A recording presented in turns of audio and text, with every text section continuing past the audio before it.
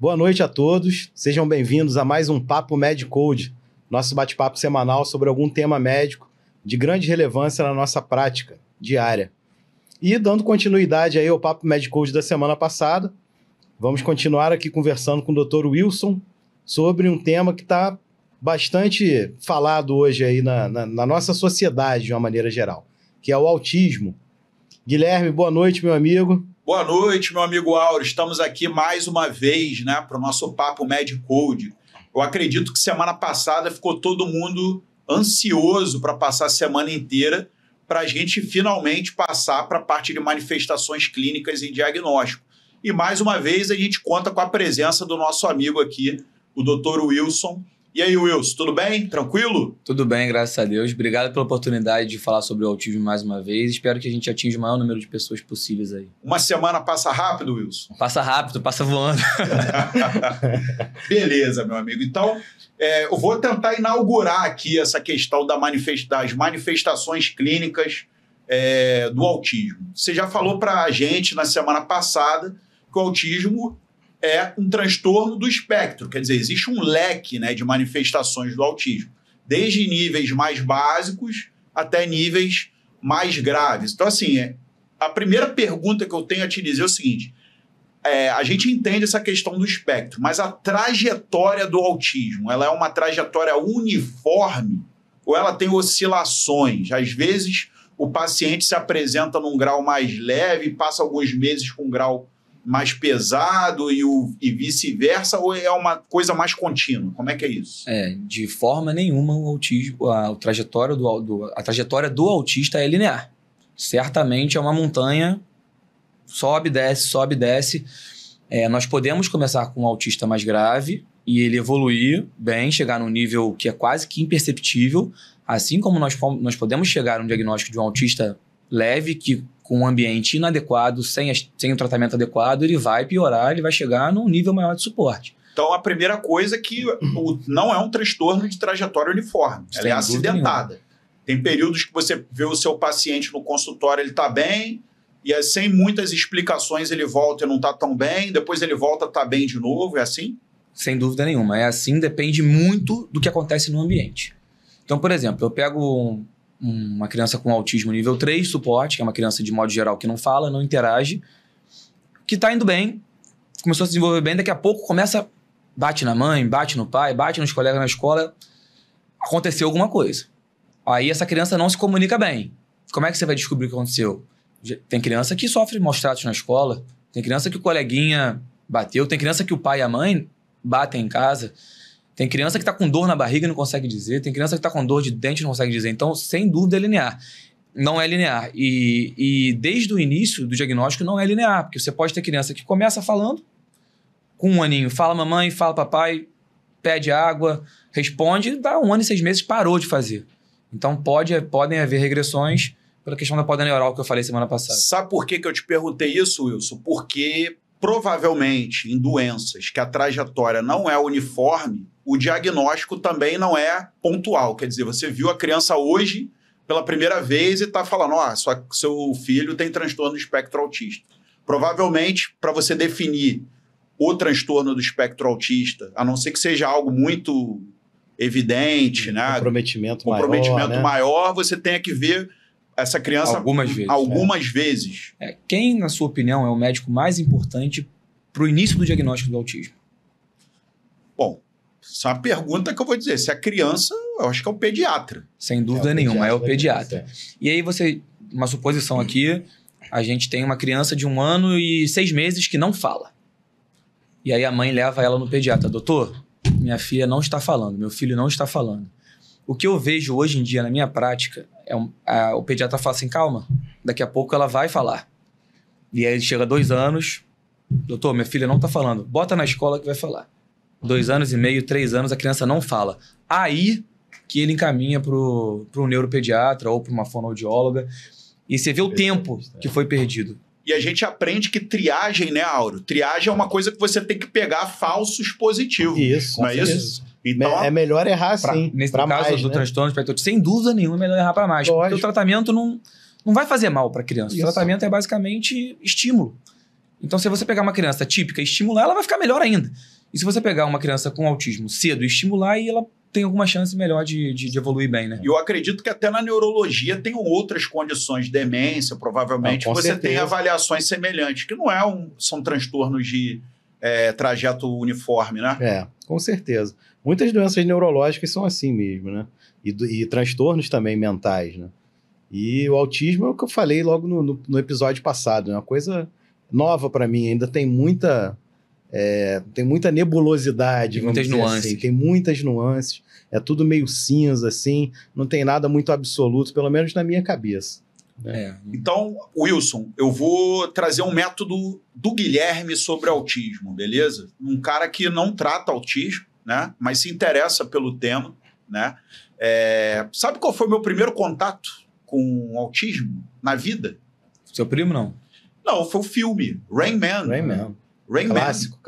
Dustin Hoffman, né? Em 1988. Dustin Hoffman o Wilson não era nem nascido, né? Dustin Hoffman e o Tom Cruise, Tom Cruise. né? É. Filme Oscar Filmaço. de 1988, filmaço, né? Que o Dustin Hoffman representou um autista savant, né?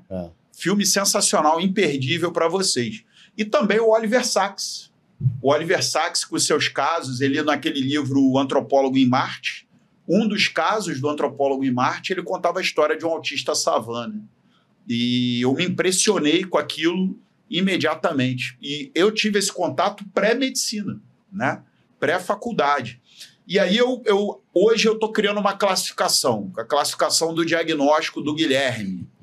Se você diagnosticar autismo, ou pelo menos identificar ou realizar triagem autismo, se a criança tiver antes de 12 meses de idade, você é um super-herói, você é um vingador, digamos assim. Mas já existem sinais, Guilherme. Então, mas você é um vingador. Eu, pediatra comum, talvez. Não, exatamente. Não tem seja. o mesmo olho, né? Não tem o mesmo olho. Tem que Entre 12 a 18 meses ou 12 a 24 meses, ok, você ganhou uma estrelinha no peito. Se chegou o diagnóstico aos 4, 5 anos, é lamentável. O que você tem a tecer sobre a minha classificação? Não, e mais. Que pista que você dá para esses pediatras? O que ele tem que estranhar na criança para encaminhar para o especialista? Olha que a nossa audiência de pediatras é altíssima. Muito né? alto. A gente está sempre aqui mandando um alô para os nossos queridos pediatras. Então, eu queria que você falasse um pouquinho para a gente. Só voltando na dúvida do Áureo, 1 minuto antes. Essa dúvida é do diagnóstico precoce, né? Precoce. Porque aí o resultado do tratamento certamente vai ser melhor, né? Sem dúvida nenhuma. O que é ser um Highlander? Diagnosticar um autismo antes dos 12 meses? Eu acho que a sua classificação tá ótima, tá? Só que eu já boto para lamentável a partir de 3 anos. E as últimas pesquisas nos Estados Unidos viu que a média de diagnóstico das crianças é de 4 anos. Nossa. E aí a gente já perdeu muito tempo. E acontece exatamente o que eu falei. O diagnóstico antes de 1 ano é complicado, porque a gente pode errar. Mas como eu falei, se errar para mais, não tem tudo bem, problema. porque a criança vai ser... O único problema é estigmatizar aquela família. Mas aí você conversa, que você às vezes não está fechando, mas é que é uma suspeita muito grande, nós vamos tratar como se fosse um autista. Não tem problema nenhum. A pessoa não vai ter os direitos que as pessoas têm do autismo, mas vai fazer o tratamento, que é o que mais importante. A mãe quer a criança evoluindo. A mãe não quer passagem de avião de graça, não quer o LOAS, não quer os benefícios. Ela quer a criança, o filho dela evoluindo, se tornando independente.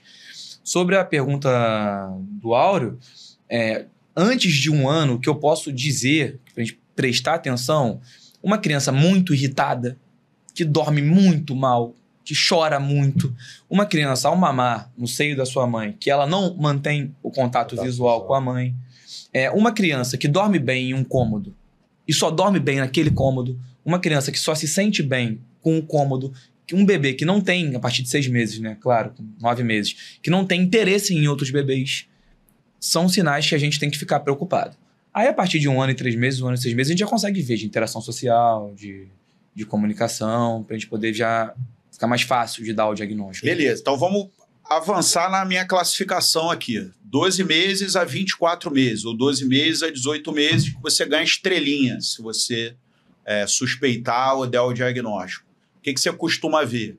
Você costuma ver os marcos do desenvolvimento. Toda consulta de neuropediatria pode ser cefaleia.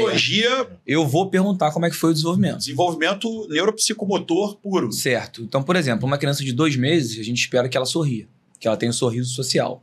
Pô, deu 4 meses, essa criança não está sorrindo, já liga um sinal de alerta. Tem até algumas vocalizações, né? Não é nem falar, né? Mas... Com 4 para 5 meses, a gente espera que a criança faça lalação, né? Gá, gá, gá, blá, blá, blá, gá, gá, essas coisas. Um sinal, uma coisa que eu esqueci de falar que é importante, um sinal importante que a gente tem que... é a preocupação da mãe. Se a mãe com 6 meses, com 8 meses, 9 meses, achou que a criança tem alguma coisa de diferente... Tá irritada, não dorme direito... Tem que valorizar. Porque a mãe não quer que a criança esteja dentro do espectro autista. Se ela tá cismada com alguma coisa, valoriza. E isso é um defeito dos pais, homens. Que a mãe chega, ó... Amor, meu nosso filho tem uma coisa de diferente. O pai, não, menino, menina, daqui a pouco vai passar. Então valorizem, pessoal, valorizem a queixa da mãe, valorizem a queixa da avó e dos professores. São pessoas habituadas e com uma sensibilidade maior com as crianças. Agora, uma dúvida semiológica, aquela coisa do toque, né? As estereotipias, você quer dizer? Não, toque que eu digo de tocar fisicamente a criança e ela chorar ou... né, ter uma evitação do toque. Isso vê precocemente também ou em fase mais avançada? Isso é muito difícil de ver em bebês, porque tem bebê que de fato não reconhece que... Se isso acontecer... Às vezes tem até alteração de sensibilidade, né? Ignora o toque. Um dos critérios diagnósticos do transtorno do espectro autista, nós vamos falar daqui a pouquinho, é o transtorno de processamento sensorial. Então, às vezes, o toque que a gente sente de forma normal, a criança sente como se fosse uma facada. E aí ela chora. Ela fica irritada. E aí já piora o comportamento. Mas em bebês, isso aí eu acho que é bem difícil. 12 a 24 meses, o que você valoriza mais? Contato visual. Chamou pelo nome, não respondeu. Começou a falar. Inclusive, muitos pais, isso no teste de triagem, que eu acho importante para eles fazerem, é se o pai suspeita que a criança seja surda.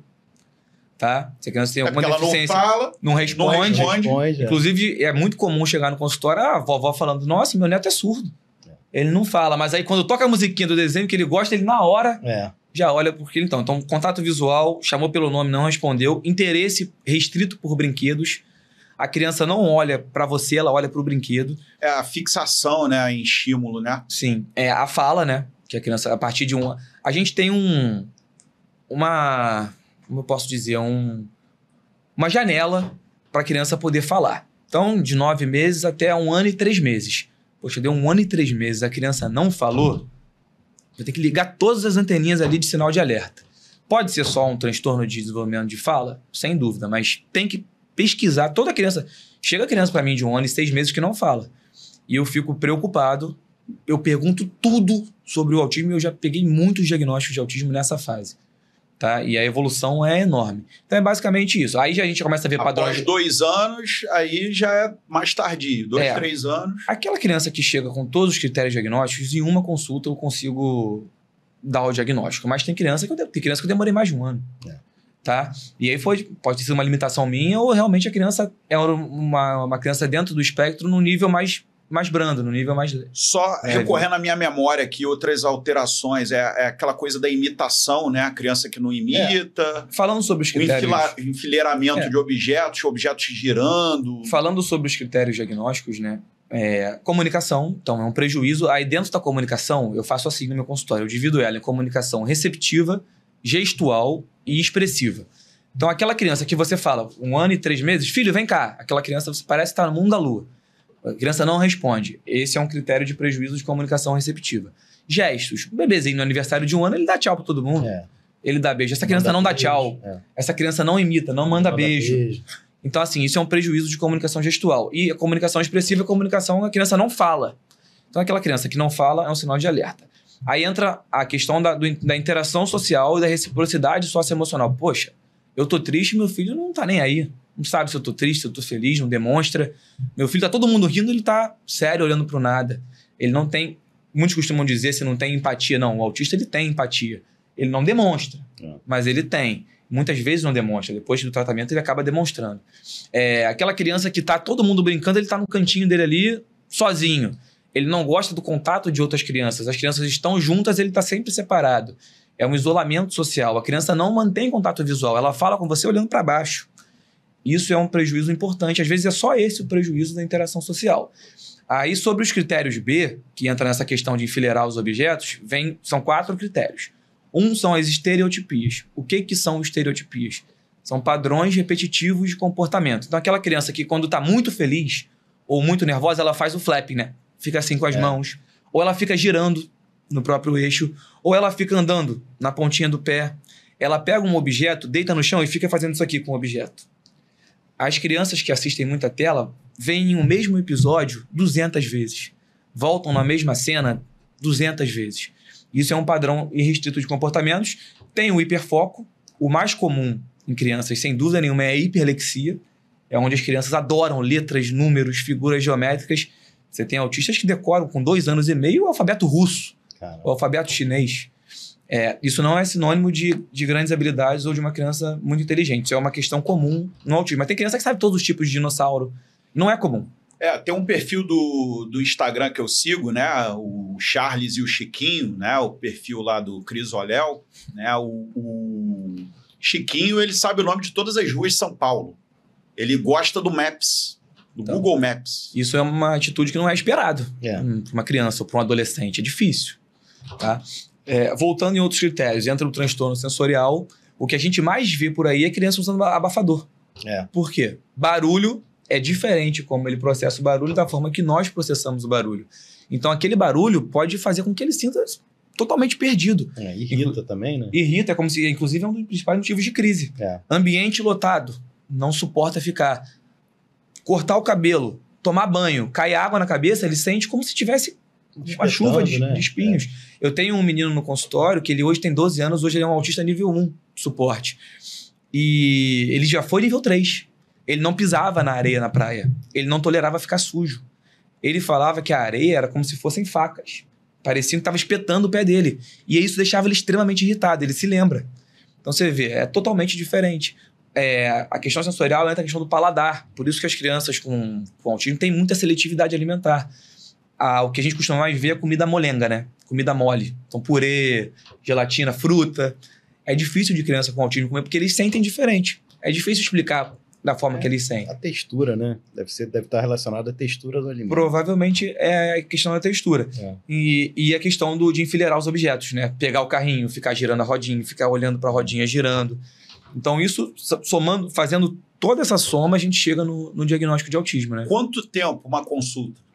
De primeira vez? Primeira vez. Passa de 1h30, às vezes 2 horas. Que beleza, hein, Aldo? E isso a gente vê... Geriatria não é muito diferente, não. Geriatria, imagino que seja até pior. Você vê o histórico todo, né? E a gente vê consulta de neuropediatria de 10, 15 minutos. Não dá. E colegas falando que, não, teu filho não tem nada, bota na creche que vai melhorar. Isso é uma maldade. Infelizmente, ocorre muito na nossa prática clínica, né? Bom, agora uma pergunta técnica para o Wilson. E o MChat? Você usa? Não uso MChat mais. R, MChat? Eu não uso mais. O que é o MChat? O MChat é um teste de triagem. Eu já usei um pouquinho, mas eu não uso mais. Eu prefiro usar o CARS ou o ATA. São outros testes um pouco mais envolvidos, mas não são testes que dão um diagnóstico. São testes de triagem, que inclusive a minha noiva é pediatra, eu oriento ela a usar em todas as consultas a partir de 6 meses de idade. Porque isso... tô com uma suspeita aqui, manda para mim. Ou manda para fono, ou já bota nas terapias. A escala do teste de triagem é importante para quem não é neuropediatra. Então, aí, Áureo, uma novidade. Vou botar o MChat no aplicativo MedCode. É o MChat. Para você acessar offline. Melhor botar os outros 2 que ele falou. Não, mas a gente vai botar, mas para triagem... Eu acho que para triagem de não especialista, o MChat é melhor, porque os outros são mais complexos. Agora, qual o problema do MChat? O MChat é um link online. Você precisa ter internet para você acessar o link da Sociedade Brasileira de Pediatria, do MChat e preencher, né? Vou criar um offline, já está pronto lá para a gente botar no aplicativo. Eu acho aí, ótimo. Locais onde você não tem acesso à internet, você consegue acessar. O MChat ele tem as perguntas, né? As 20 perguntas. São 20 perguntas. E a pontuação, né? Acima de 3, você tem que considerar o diagnóstico de autismo, né? Só tem que ficar de olho no gabarito, porque nem sempre o sim é pró e nem sempre o não são perguntas de sim ou não, né? E são 20 perguntas, né? Então, a gente vai providenciar isso aí para nossa contribuição aí em relação à triagem do autismo. Eu acho ótimo. Wilson, então eu queria que você falasse um pouquinho pra gente sobre comorbidades. O que você vê de comorbidade? Outros transtornos psiquiátricos, alterações neurológicas, alterações sensorial-motora, de marcha, que você vê também de doença genética. Dentro do teu conhecimento aí dos pacientes que você já atendeu, o que você vê de comorbidade? Vou falar de todas as comorbidades, Guilherme. Só deixa eu voltar no diagnóstico, só para eu não posso deixar de falar isso de jeito nenhum. O diagnóstico do autismo ele é clínico, tá? Não adianta pedir eletroencefalograma, não adianta fazer ressonância magnética. Isso, na verdade, é um trauma para as famílias, porque precisa sedar a criança para fazer a criança já não fica quieta. E isso não ajuda no diagnóstico e muitas vezes atrapalha. Porque você pega uma criança que nunca convulsionou, por exemplo, e vem com um eletro alterado. E aí? Se for uma alteração muito grande, ok. A gente vai acabar tratando. Se for uma alteração discreta, eu vou tratar um exame ou eu vou tratar o paciente? Então, isso mais atrapalha do que ajuda. O único exame que a gente faz de fato é o BERA, que é um exame para ver se a criança escuta ou se não escuta, porque isso exclui um diagnóstico diferencial, que seria o de surdez. E a importância do diagnóstico precoce. O diagnóstico precoce muda a evolução do paciente com autismo. A gente se arrisca até a falar que o diagnóstico precoce é o tratamento do autismo. É quase isso. Tá? Os pacientes que odeiam o diagnóstico antes de 2 anos de idade, a grande maioria saiu do nível 3. O diagnóstico nessa idade dificilmente não é nível 3. Tá? Ele saiu do nível 3 e foi para o nível 1. Tá? Eu tenho alguns vídeos, depois se quiser adicionar os vídeos da criança, como ela era e como ela está hoje. É uma criança que passa na sua frente e ninguém diz mais que está dentro do transtorno. Claro que está no consultório, a gente vê as coisas, mas batendo o olho assim, que você via que era uma criança autista, ela não parece mais. Socialmente não dá para se passa perceber, né? tranquilamente, vive muito bem. E aí entra as comorbidades. Uma criança, para evoluir bem no autismo, sem dúvida nenhuma, ela não tem que ter comorbidade. Tá? Mas 70% dos autistas têm alguma comorbidade. Tá? Dentre as comorbidades, a que eu mais vejo disparado no consultório, e a literatura diz, é o distúrbio de sono.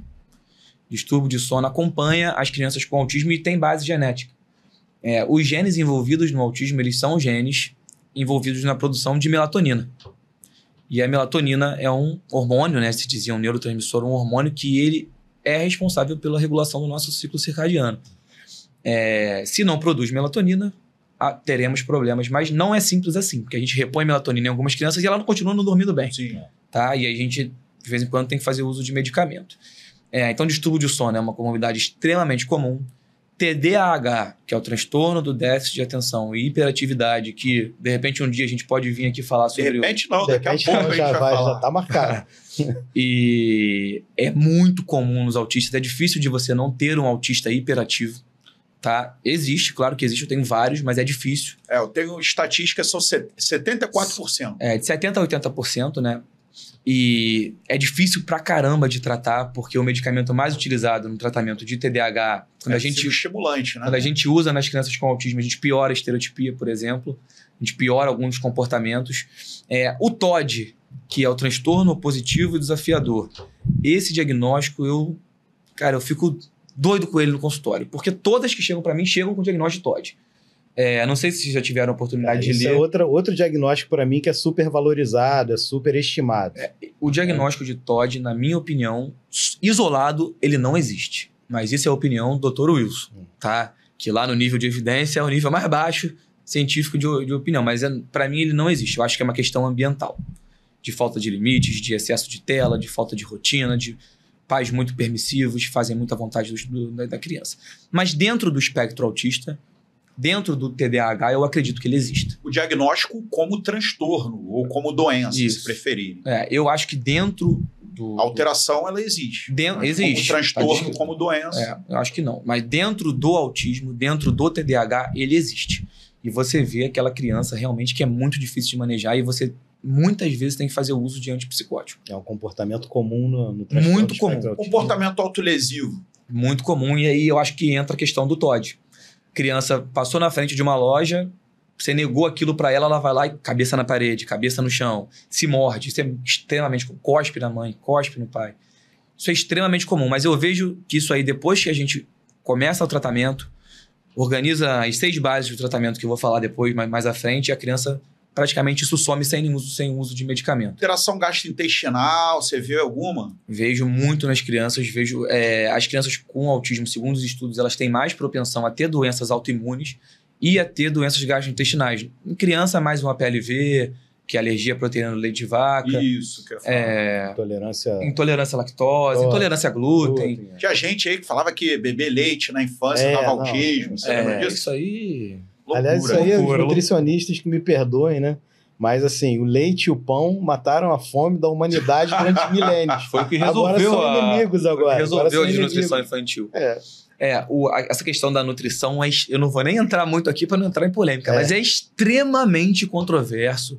Os estudos não cravam nada. Claro que a alimentação é super importante na pediatria. Eu acho que criança que tem ferro baixo tem que repor, criança que tem vitamina D baixa tem que repor.